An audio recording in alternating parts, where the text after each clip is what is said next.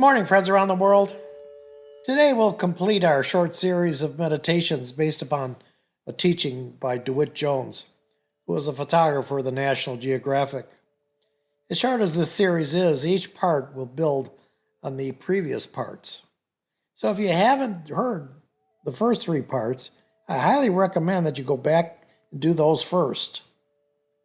The name of the series is titled, Celebrate What's Right with the World.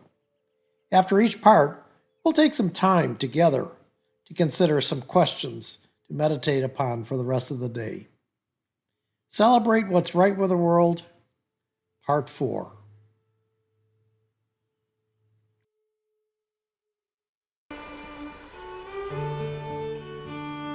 Could I do that?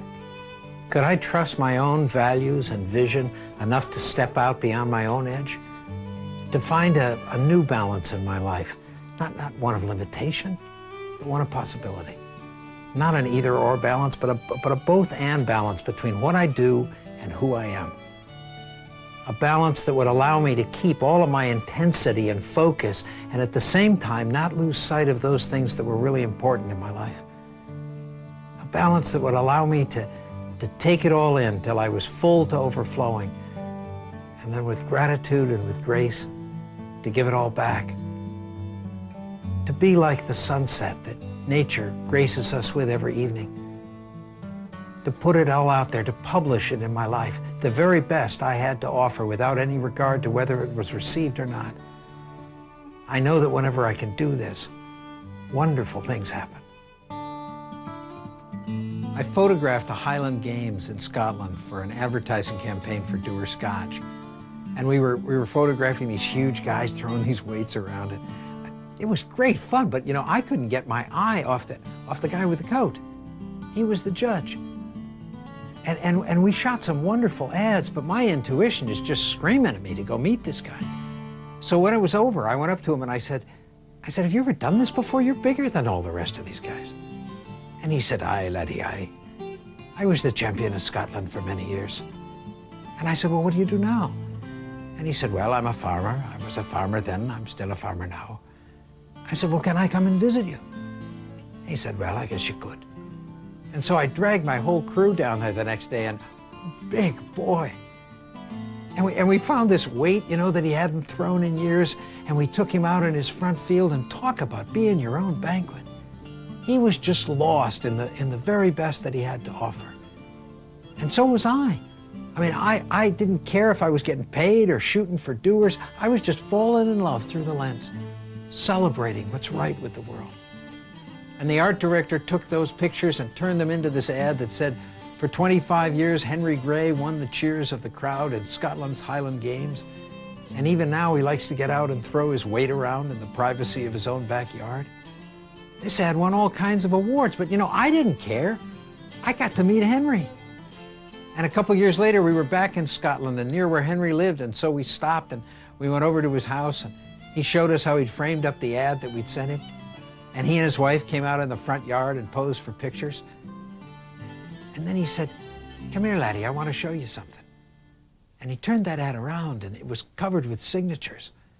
And I said, Henry, what's this? And he said, well, laddie, I ran that ad all over the world. And all of my relations in New Zealand and Australia and the US, they all saw it, and they all called, and they said, Henry, is that you?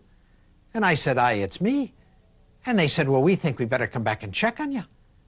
And so because of that ad, they had the first Grey Clan reunion in more than 200 years. We never know where it's going to go when you publish it in your life, when you give it all back. You just have to do it and believe.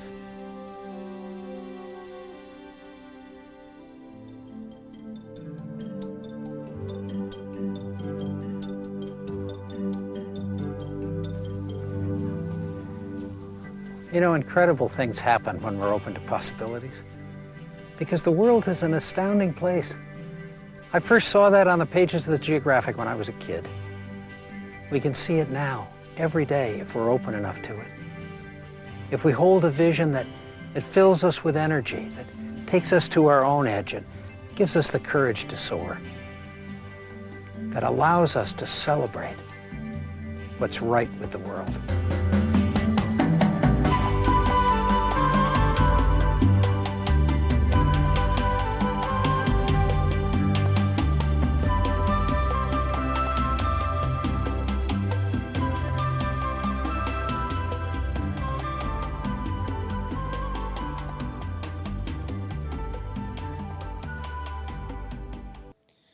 I hope and pray you've enjoyed this series as much as I have. The wisdom DeWitt Jones shares with us has the power to change our lives, if we're willing. Let's spend the rest of the time we have together this morning. Consider these things. What would it take for a paradigm shift to celebrate what's right and leave what's wrong behind me?